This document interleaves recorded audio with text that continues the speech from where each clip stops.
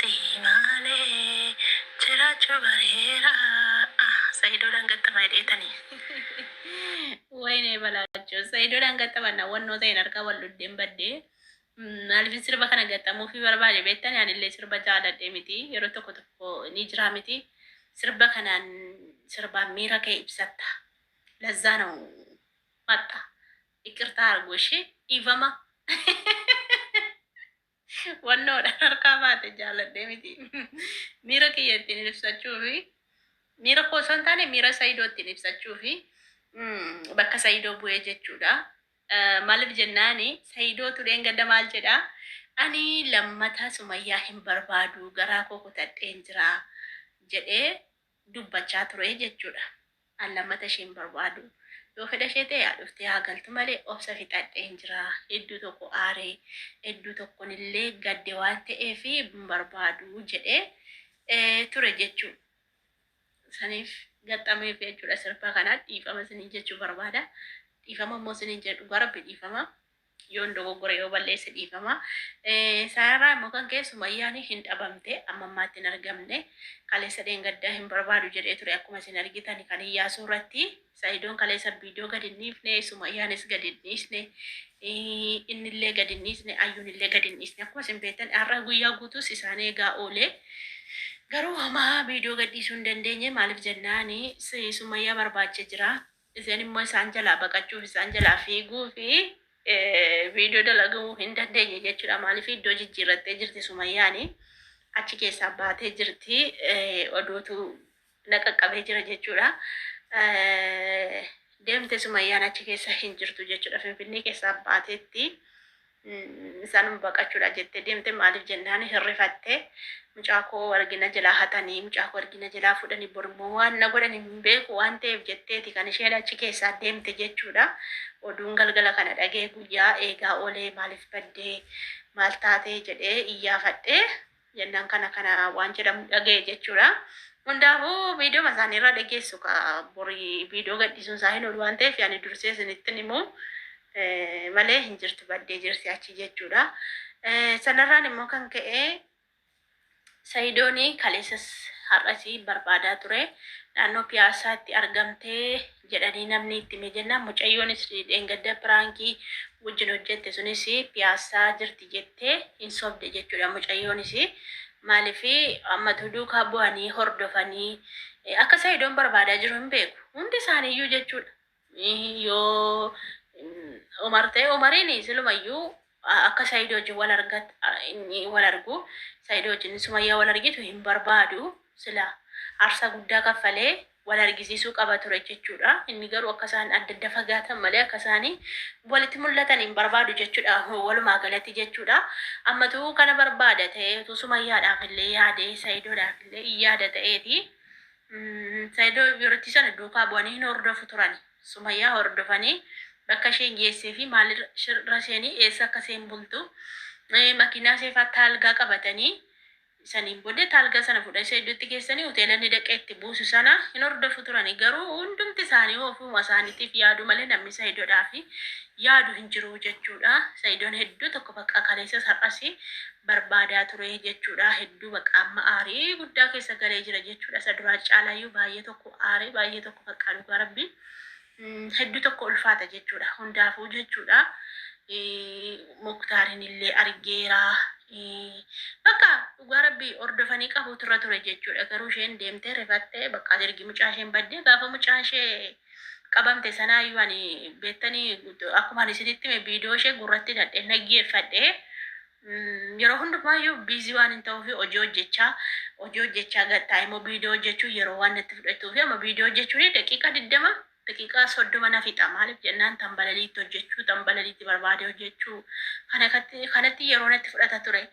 Saniin booddee gurratti viidiyoo isaanii hidhadhee dhaggeeffadha. Riyaakshinii isaan godhanii inni ilaalu yeroo baay'ee jechuudha.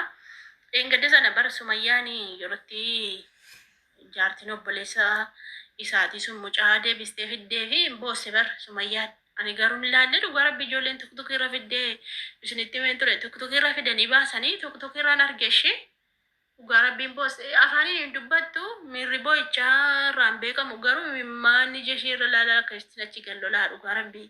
Sanaaf garaa kutatte isheen illee jechuudha. Ijoolleen tokko tokko amma ijoollee warri soddaa warroonni sumayyaa deeggaranii jiru mitiire ijoollee warri soddaa hundi isaanii sumayyaa deeggaru. Sumayyaadhaaf kan isaan bu'anii sumayyaadhaaf kan isaan waamee haasa'an jechuudha.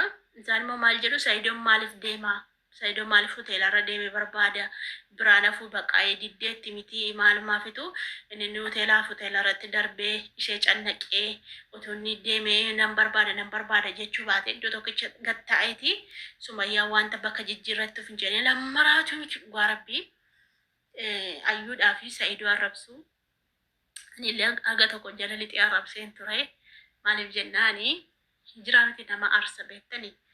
Garabbii ilmi namaa yeroo ammaa kana nama walitti araarsuuf yookaan immoo nama walitti deebisuuf hin tattaafatu nama addaan baasuuf nama addaan fiiguudhaaf malee jireenya namaa battanuuf malee jireenya namaa walitti kan qabu hin jiru yeroo ammaa kana namni hundumtuu bakka sirraa fayyadamuu sirraa nyaachuu sirraa dhuguu kana barbaada waan ta'eef waayooti addaan diigamte waan akka waa bu'aa wayii keessaa argatutti fakkaateetu nama addaan diigu jechuudha. Maal gochi barbaada?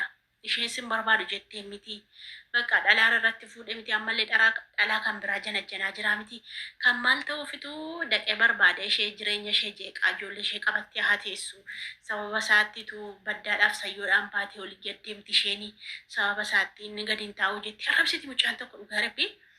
Mucattiin koomentii yeroo hunda tokko faarratti barreessiti. Yoo viidiyoon Saidoo gadhiifame, yoo viidiyoon Sumayyaa gadhiifame, yoo viidiyoon Iyyaasuu gadhiifame, kanayyuu jalatti hin barreessitu. Maaf ayyuun xalaata isheeti. Ayyuu waan jibbituuf kanayyuu jalatti koomentii hin barreessitu. Kan Sumayyaa jalatti hin barreessiti. Jara isaanii jalatti barreessiti.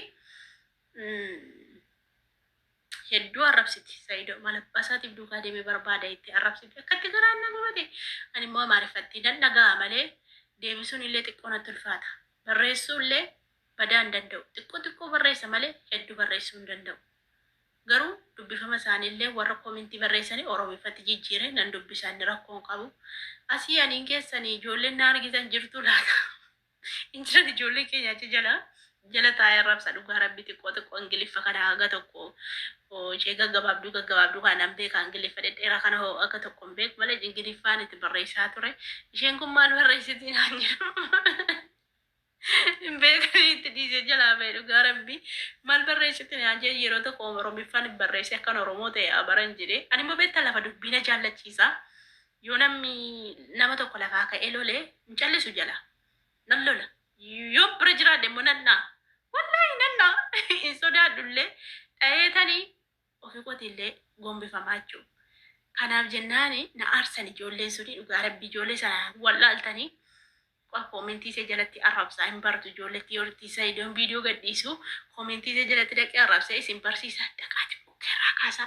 Dhugaa rabbii anatti isin erge anni bittiin goone dhukkeerraa kaafne hin arrabsina koomentii jalatti yoo isheen diddee immoo dhabama goona walii gallee rakkoon hin jirunni isaadhaaf dhiisaa yoo isheen diddee tirfi haasoftee hin beekaan waan hin godhu dubbatina malee jechuudha akka isheetti na arrabsitee dhugaa rabbii akka ummatti duukaa deema jette akka ummatti duukaa deemee barbaadetti nama 70 jala taa'ee dhaggeeffata nama 70 nama 80 jala taa'ee dhaggeeffata jechuudha.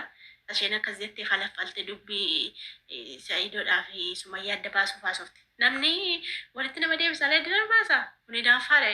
Saidoo irraa qabamtee silaa jara warra kana malee egaa Saidoo irraa qabamuun hin jiru jedhanii garaan na gubatee dhiise dhugaa rabbii malee jechuudha. Sumayyaan bakka qayyarattee jirti kanaaf hin dhufee hundaafuu du'aa godhaafi Saidoodhaa du'aa godhaafi Sumayyaadhaa du'aa godhaafi du'aa barbaachisa jara kana du'aa gochuu fida malee wanti godhamu tokkollee hin jiru maluuf jennaani ammallee bakka karaan karaatti darbu jooruu tan karaattatu dhugaa rabbii kanaaf jennaan du'aa gochuu fida malee wanti godhamu hin jiru. Viidiyoon koo kana fakkaata baay'ee isinitti hin dheeressu wayne viidiyoo mucattitti waraabeen dhufeensee beektanii waraabne ishee silkiisa kanarra jira silkiisatti waraabaa yeroo irratti waraabe an kanarratti waraabeesse kanarratti illee waraabeesse waraabe san ammatti naasaa yeroo kanaan waraabe silaasin dhageesse sagalee seenisa